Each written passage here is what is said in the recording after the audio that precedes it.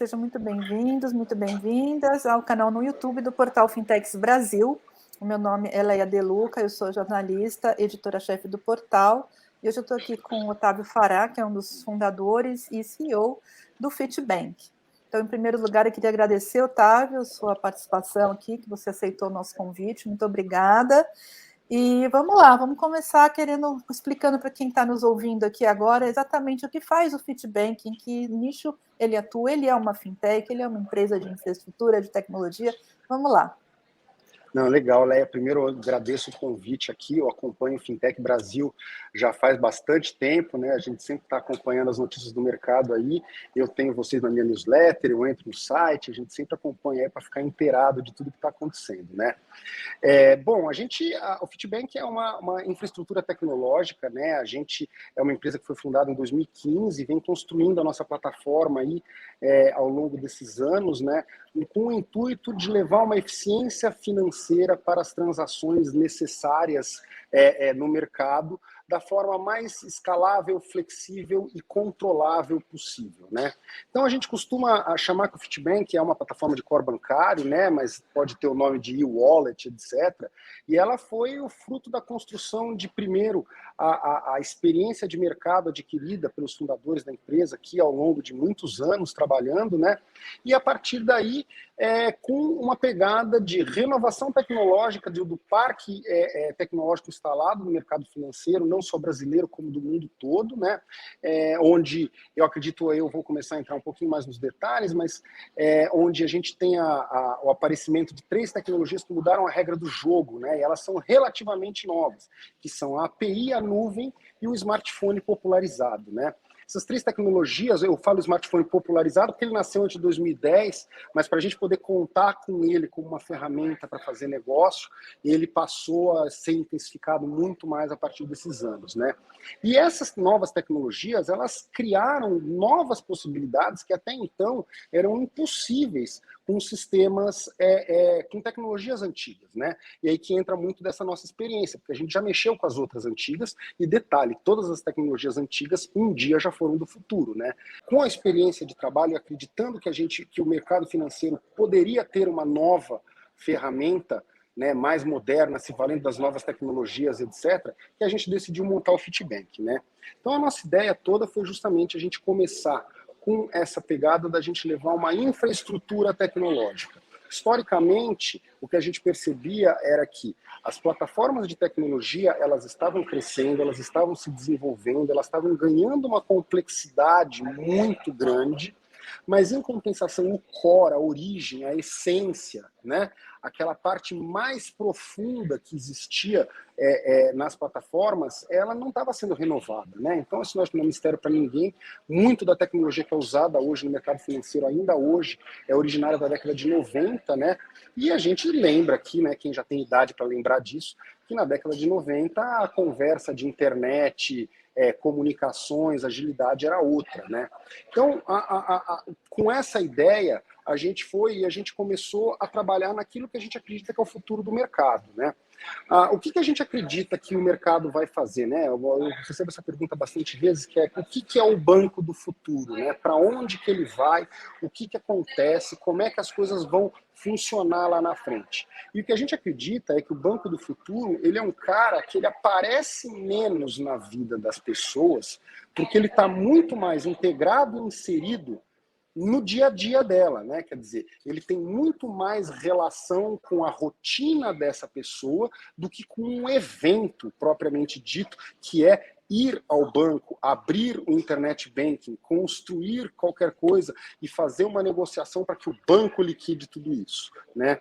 Então aí o que a gente começou a fazer? A gente começou justamente a trabalhar naquela essência, na base de tudo, que é o core bancário, é o sistema de contas, né? Com as melhores tecnologias, com as coisas mais modernas disponíveis e com tudo aquilo que a gente tinha de conhecimento embarcado, né? Já de algumas décadas de experiência entre os vários sócios que a gente tem, e a gente começou a desenvolver uma plataforma com o objetivo de chegar nesse lugar que a gente acredita que é o futuro do mercado. Onde é isso? onde você tem uma infraestrutura daquilo que é o comum, daquilo que é o que a gente pode até chamar de commodity, né? Mandar dinheiro para lá e para cá, todo mundo precisa, das mais variadas formas diferentes, né?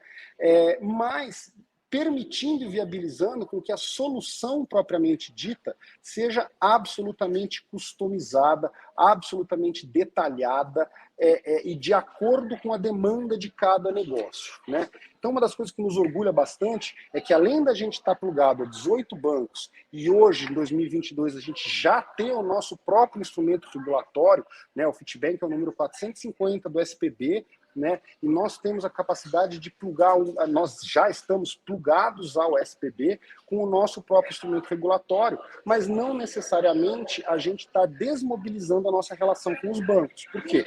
Porque tem uma série de serviços que são super interessantes e a gente consegue pegar e nos valer desses serviços bancários e oferecer eles no mercado de uma forma muito interessante para o nosso cliente. Por quê? Porque a gente vai oferecer o que é mais necessário para a demanda específica dele.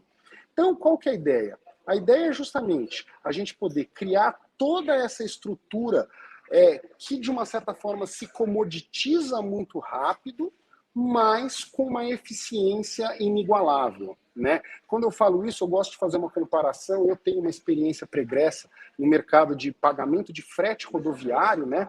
E aí eu gosto de usar um exemplo nesse sentido, que é o quê? O caminhão, para rodar 100 quilômetros, ele vai pegar e vai tirar a carga daqui, levar para lá e vai chegar do outro lado, né? Mas se você tem um caminhão novinho, bonitinho, arrumadinho, tudo regulado, etc., ele vai chegar lá com mais eficiência e mais confiabilidade. Quer dizer, ele vai gastar menos combustível, ele não vai queimar óleo e, por outro lado, você vai ter certeza que ele não vai quebrar no meio do caminho, né?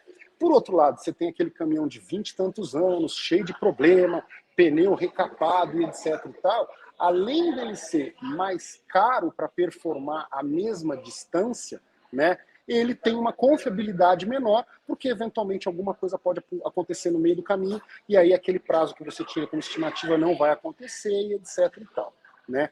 Fazendo trazendo essa diferença para o mercado, o que a gente acha e a gente trabalha do nosso lado é o quê?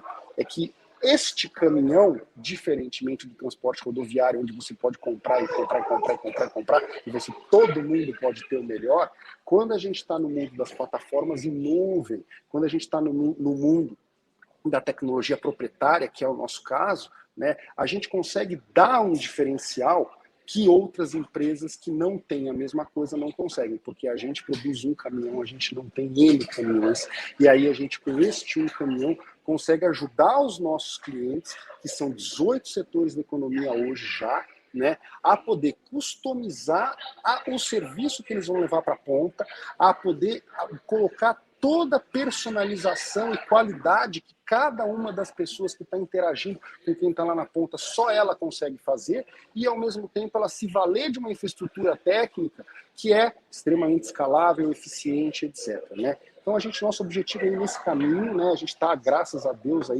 bate na madeira, já estamos bem encaminhados nisso, já tem uma série de soluções, como eu estava falando, agora com uma autonomia regulamentar, né? A gente, com o nosso próprio SPB, a gente consegue dar uma solução inigualável aí no mercado, e nós estamos num processo de expansão bem legal e super animado com o que o futuro está trazendo para a gente aí. Legal. Me fala então, a gente estava falando, esse core bancário, né, um nicho onde a Fitbank atua, tem outros concorrentes aí no mercado também, né?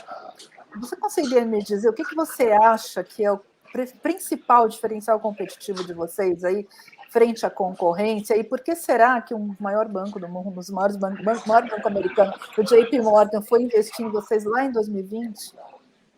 Isso. Tem a ver, a minha resposta tem a ver com o motivo que eles investiram, porque eles viram exatamente isso que você perguntou na gente, que é justamente o nosso diferencial, né? Então, eu acho que, fundamentalmente, a primeira coisa que a gente fez foi que nós criamos um sistema de contas inteligente, tá? Então, eu acho que o primeiro passo é tecnologia 100% proprietária, né? A gente fez um movimento, todos os fundadores da empresa fizeram um movimento de vida, onde eles falaram, eu tinha minha vida profissional pregressa, daqui para frente zero a conta e vamos começar do zero tudo. E se a gente vai começar do zero, a gente vai fazer a lição de casa, vamos organizar um negócio bonitinho, vamos fazer tudo redondinho com o maior carinho do mundo, afinal de contas, esse é o negócio da nossa vida, né? Então, o que foi isso? Nós começamos em 2015 a construir a nossa plataforma com as melhores tecnologias disponíveis e pegando uma coisa que eu acho que é muito importante, que é o seguinte: nós não pegamos atalho, nós não corremos atrás de resolver as coisas antes, a gente corre atrás para resolver as coisas bem, né? E aí, a partir disso, a gente começou a construir toda a nossa solução, né? Como eu já havia dito, eu tenho experiência no mercado de pagamentos eletrônicos mais de 20 anos, né? E eu já estou na minha terceira carteira de pagamentos, né? As outras duas eu fiz na minha empresa anterior e agora a gente está nessa, né, na terceira. E o que foi na primeira empresa? Na primeira carteira? Nem sabia o que estava fazendo. 2009. A gente potencialmente foi a primeira carteira eletrônica do Brasil e o primeiro emissor Mastercard, não o Fitbank, a minha empresa anterior. Mas quando você está lá, sem saber que você está montando uma plataforma de pagamento, sem saber tal, você toma uma série de decisões, de coisas que você não enxergou que poderiam ter sido resolvidas de uma forma, e aí a vida real te trouxe uma realidade diferente daquela que estava imaginada, né? Quando a gente foi lá e renovou a nossa carteira, ela era o que dava para fazer, porque a gente já tinha um legado tecnológico para ser acomodado, vamos dizer assim, e o legado, ele pesa, né? O legado é uma coisa muito complicada, ele é uma coisa muito pesada, porque você não pode simplesmente fingir que ele não existe, você tem que estar presente, você tem que estar acompanhando esse negócio para que você possa poder fazer a mudança. E aí, no Fitbank, o que foi? Não, agora a gente tem uma folha em branco. Então a gente pode construir o negócio na forma como a gente acha. E esta forma como a gente acha, ela tem muito mais a ver, eu separo a transação em 3 pernas, né? Que uma é, eu vou falar em inglês, que eu acho mais tranquilo, mas o primeiro é a autenticação, authentication, né? Depois você tem o clearing e depois você tem o settlement. E o que a gente percebe é que o mercado, ele olha muito para a parte da autenticação.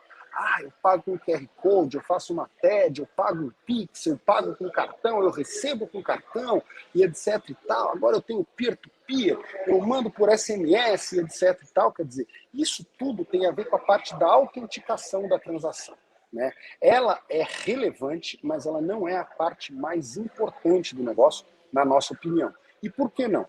Porque a partir do momento que você faz isso, na hora que você começa a trazer esse tipo de coisa para uma escala muito grande, o controle de tudo isso passa a ser extremamente relevante, ele passa a ser extremamente importante.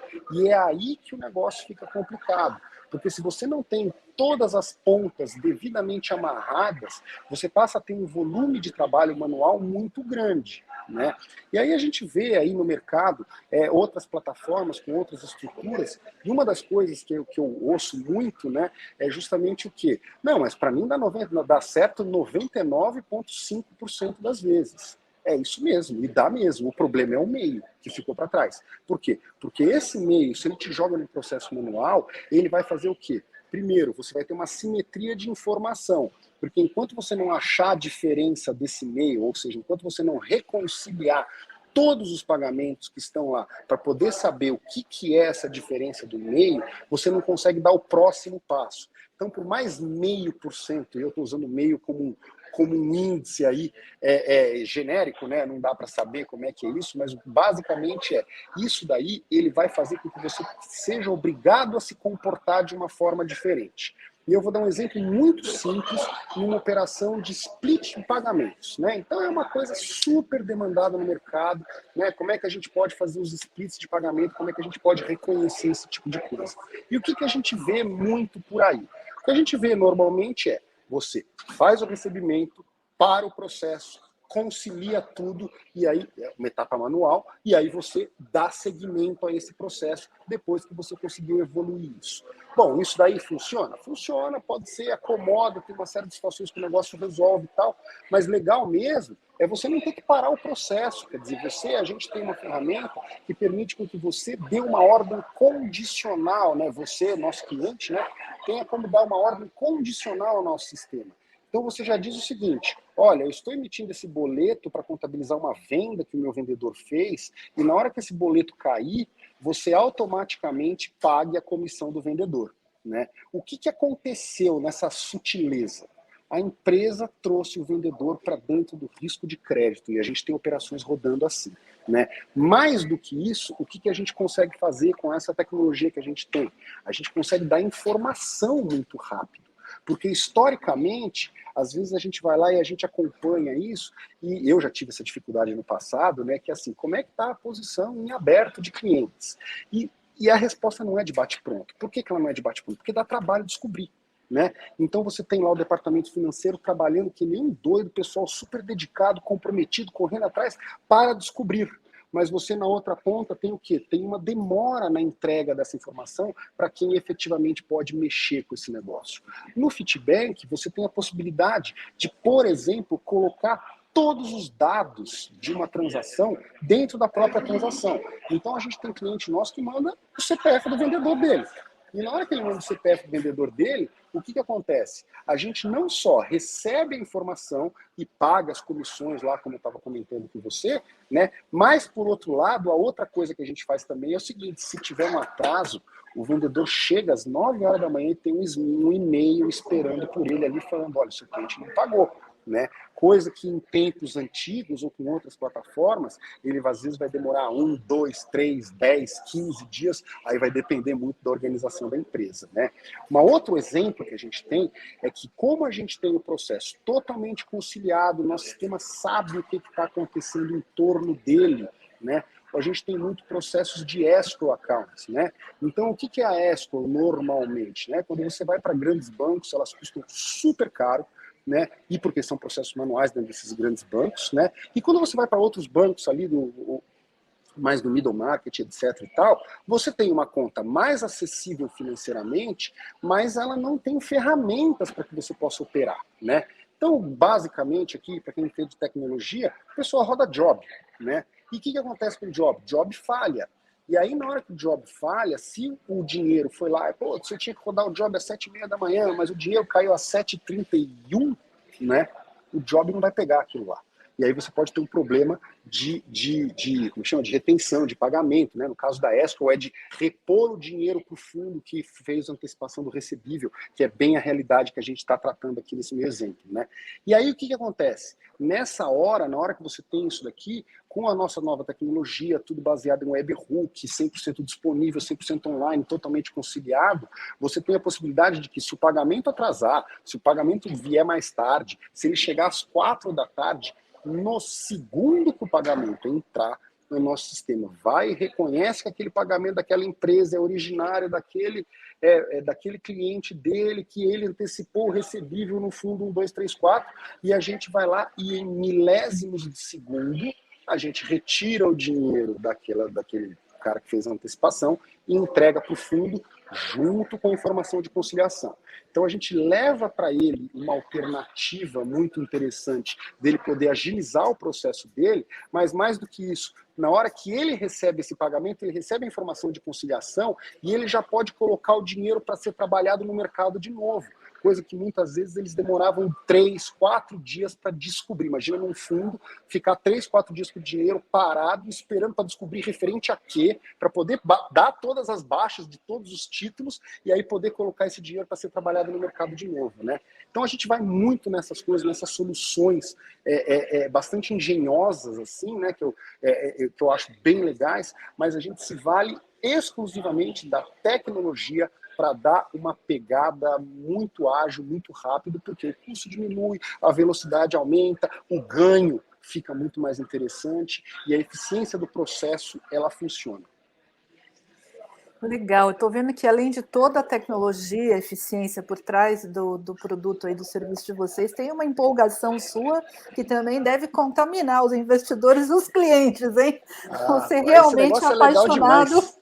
pelo É que legal você faz, e eu demais. acho que isso é bacana.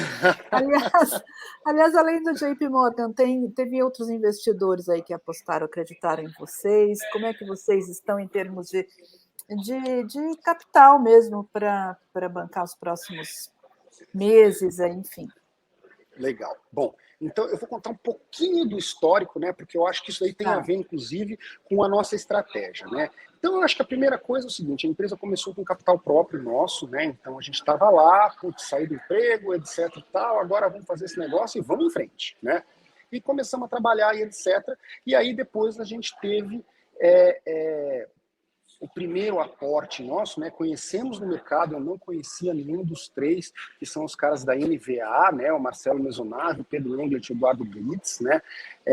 E a gente começou a conversar com eles, né? Eu lembro que teve um negócio super interessante, que o Pedro, quando estava lá, a gente não tinha cartão, não tinha site, eu rabisquei tudo na lousa, né? E coloquei lá, expliquei para eles como é que era e tal.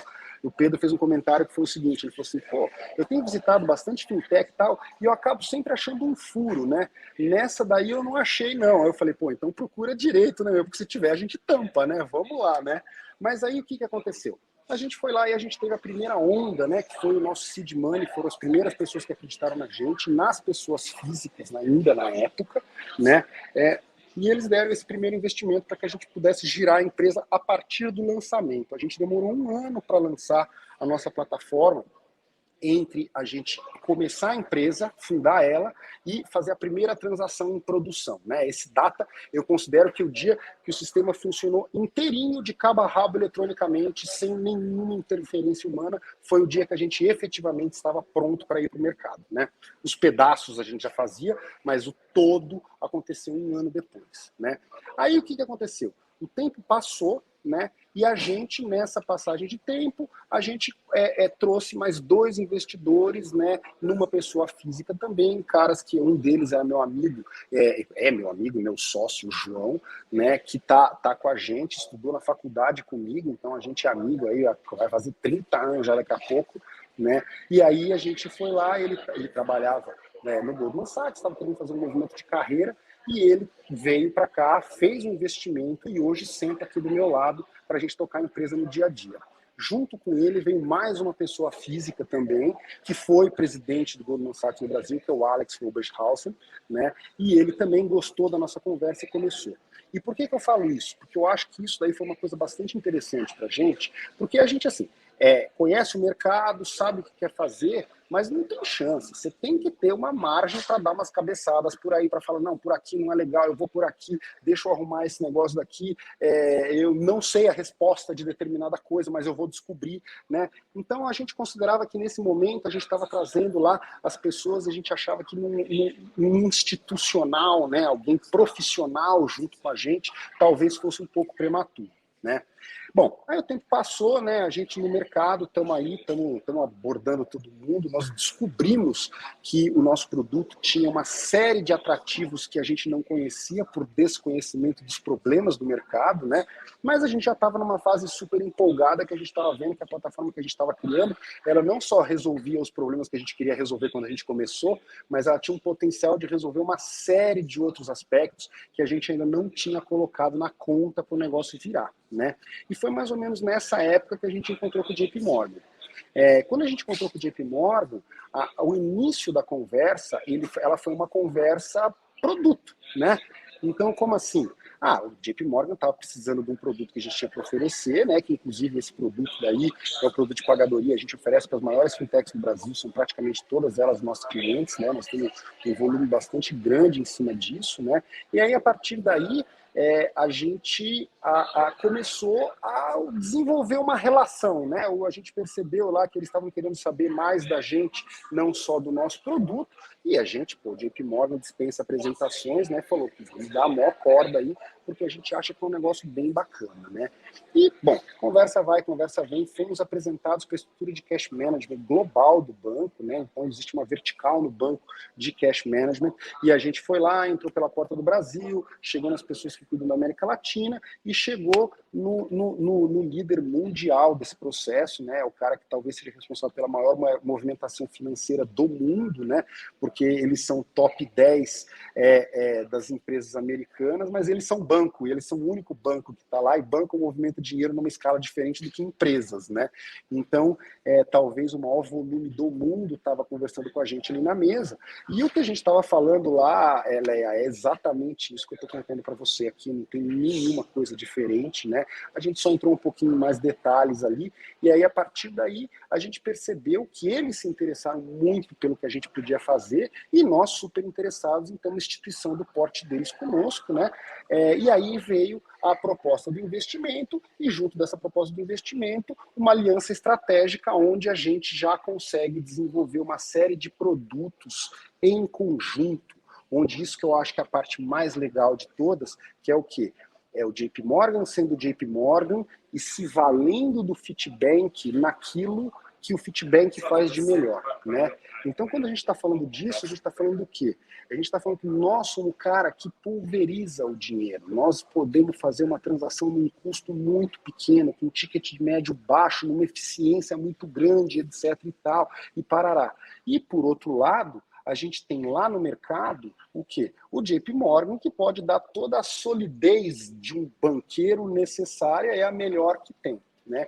E aí a gente, em julho de 2020, né, tinha estourado a pandemia, a gente ficou negociando o contrato no meio da pandemia, foi super legal, porque na primeira semana, aquela cabeluda, eles viraram para a gente, marcaram uma reunião com um monte de gente, falaram: nosso projeto continua, né?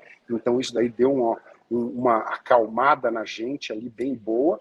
Ficamos negociando o nosso contrato durante aqueles primeiros meses da pandemia, etc. e tal, e em julho de 2020 eles fizeram um investimento na gente, estratégico, e de lá para cá, uma relação excelente, uma tratativa muito bacana, onde eles nos ajudam a nós percorrermos o nosso próprio caminho, né, vamos dizer assim, independente do caminho deles.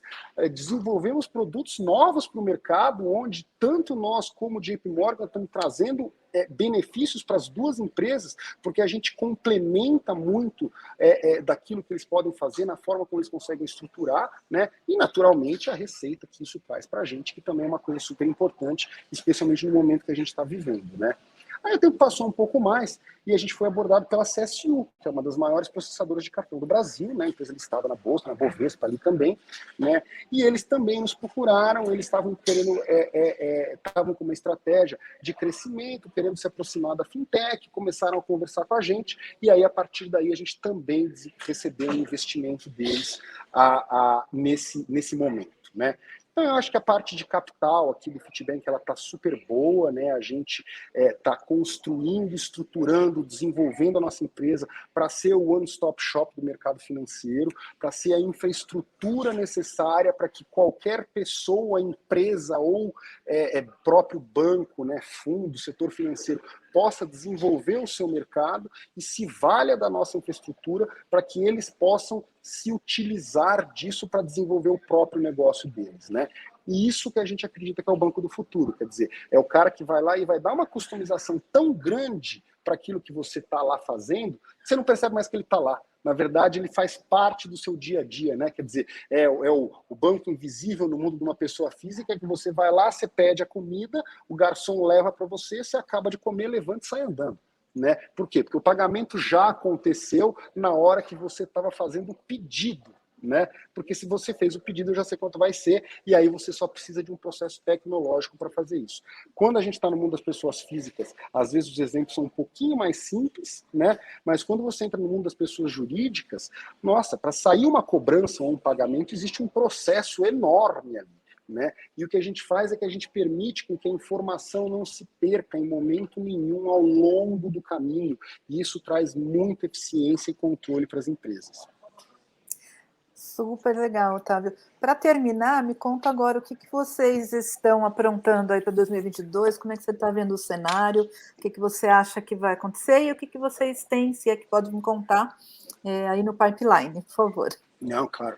Bom, primeiro se divertir pra caramba, porque é muito legal o negócio, né? Nós estamos numa agenda super bacana, criando ferramenta nova, desenvolvendo coisa diferente, fazendo coisa que nunca ninguém fez, né? E isso daí, por si só, já é uma baita diversão. Mas o que a gente está vivendo agora, bem objetivamente falando para você, Leia, é o seguinte: a primeira coisa é que a gente está consolidando a nossa presença no SPB, né? Então, a nossa autorização do Banco Central, ela trouxe para a gente como se chama? A possibilidade, né? Hoje a gente bebe da mesma fonte que os bancos bebem.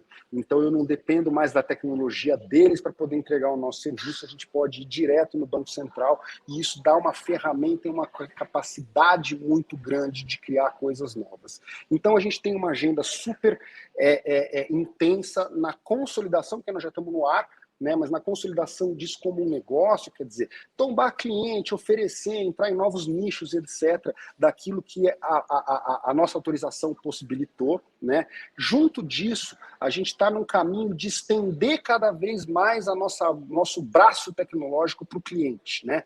Então, a gente recentemente lançou uma ferramenta que se chama Open Source Banking, né? Ela ainda não está disponível para todo mundo, porque a gente está amadurecendo isso daí, mas, ao mesmo tempo, o que é o Open Source Banking? É que, na verdade, quando você fala assim, vou fazer um aplicativo de banco, né? Você tem aquela parte que é a customização sutil da experiência do cliente, do detalhe, mas você tem uma série de coisas que continuam sendo comuns a todos os players, né? Quer dizer, acessar as nossas APIs, controlar a memória do celular, usar as APIs do celular, criar os fluxos de pagamento, etc. e tal. Então, o que a gente fez? A gente desenvolveu uma tecnologia que vai permitir com que a gente possa customizar, né, a experiência do cliente lá na ponta num nível de que a gente vai chegar aonde o programador de Reactive, tá? Essa é uma coisa técnica, mas é um cara que sabe fazer um website na internet, vai ser capaz de fazer um banco digital, né?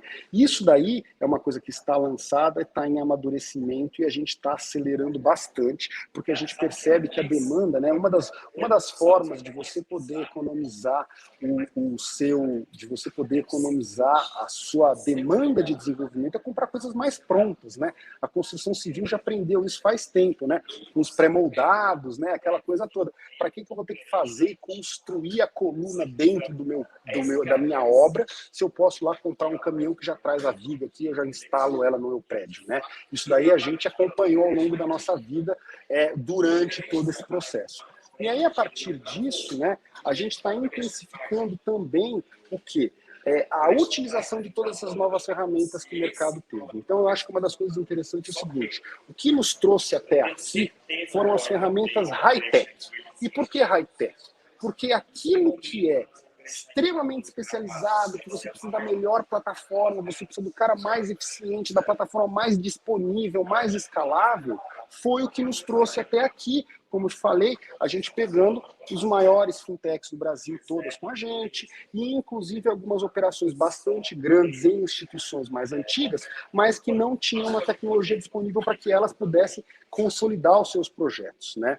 Agora, o que a gente tem? Esta agenda, que eu chamo que é a agenda de fintech, a gente continua, nosso departamento comercial está crescendo, está expandindo, nós estamos contratando, estamos trazendo gente nova e a gente percebe que só isso já é uma coisa muito bacana. Mas junto disso também, a gente agora tem uma possibilidade de vender aquilo que é o mais normal, é o mais do cotidiano, né? O pão quentinho. Né? E aí, nesse negócio do pão quentinho, a gente também está estruturando esse negócio. Por quê? Porque todas essas transações que a gente faz, a partir da nossa entrada no SPB, nós nos tornamos a empresa mais eficiente em custo que existe no Brasil. Então, você tem um custo básico lá no SPB e depois você tem um custo operacional para administrar tudo aquilo lá e aí você vai para o mercado, né? Esse custo operacional, o nosso, é infinitamente mais baixo do que da concorrência e isso nos possibilita poder ser muito agressivo comercialmente, né? Então a gente está trabalhando isso para consolidar o Brasil, a gente vai trazer novas soluções, né? Soluções de crédito, a gente está trazendo também para esse ano daí, em breve aí a gente está anunciando uma nova solução de crédito que a gente vai apresentar. E uma outra coisa que a gente está fazendo agora, porque a gente tem que cuidar, e o tempo, né? Essas coisas às vezes elas demoram um certo tempo. E na tecnologia, todo mundo está com pressa, né? Só que se você vai lá e só olha para o curto prazo, o que você vai fazer? Você vai fazer a plataforma do voo de galinha. Por quê? Porque ela atende a sua demanda do curto prazo. Mas aí o tempo passa e você vai ter novas demandas e você não criou a infraestrutura necessária para que você possa dar esses novos passos, né? Quer dizer, para você poder fazer um prédio de 100 andares, você tem que ter uma fundação muito grande. E essa fundação não dá para ser refeita depois que você já começou a construir o segundo andar, o terceiro andar do prédio. Então, o que a gente fez muito ao longo desse tempo? Construir as fundações do crescimento de um prédio de 100 andares, né? E o que nós estamos construindo agora? Os andares, né? Então, a partir daí, a gente vai poder trazer não só um volume de receita muito grande para a gente, como a gente vai poder incluir muita gente que hoje está meio de fora. Quando eu falo isso, menos no mundo da pessoa física, porque eu acredito que os bancos digitais que estão no Brasil já viabilizaram, quer dizer, essa briga já tem dono, vamos dizer assim, né? Mas, por outro lado, a gente está lá e a gente está, como se chama? Construindo no mundo das pessoas jurídicas uma série de soluções absolutamente específicas para esse pessoal todo, e aí a gente consegue deslanchar com uma série de coisas. Só mais uma que eu vi que se apareceu na tela aí, é que estamos internacionalizando a nossa empresa também, e aí em breve a gente já vai anunciar, mas até antes do final do primeiro semestre nós já vamos ter operação começando e rodando fora do Brasil, porque a nossa plataforma ela é absolutamente internacionalizável e a gente já está intensificando isso. Provavelmente nós vamos já sair com três países aqui logo no começo para a gente poder tocar e começar a levar essa parte da infraestrutura para fora do Brasil também. Muito legal, Otávio. Muito obrigada pela sua participação, viu? Foi uma aula aqui para mim, para todo mundo que está ouvindo, e realmente a sua empolgação é contagiante. Então, eu acho que sim, mas é legal, porque eu acho que todo empreendedor precisa disso para, né, levar o negócio adiante. Eu sei, porque eu também sou uma empreendedora, né? Agora, no momento. E você nunca consegue ser bom naquilo que você não gosta, né? Então é aquele negócio, vamos encontrar alguma coisa e graças a Deus aí, assim, eu adoro que esse negócio daqui é muito bacana e o que a gente está implementando aqui no Fitbank é o que a gente acredita que é o futuro do mercado financeiro e graças a Deus aí nós estamos sendo bem sucedidos até agora, tem muito trabalho pela frente, não existe briga-ganha, né? Mas, por outro lado, a gente está num caminho super bacana e empolgante, porque a gente vê os tamanhos dos negócios que a gente está fechando, a gente vê o apelo que a gente tem e a gente se sente muito bem posicionado para encarar todo esse trabalho que vem pela frente aí. Legal, Otávio. Volte sempre, viu? Muito obrigada. Um abraço, sucesso e até uma próxima vez. Obrigadão, Leia. Maravilha, a gente se fala, viu? Eu agradeço o convite mais uma vez.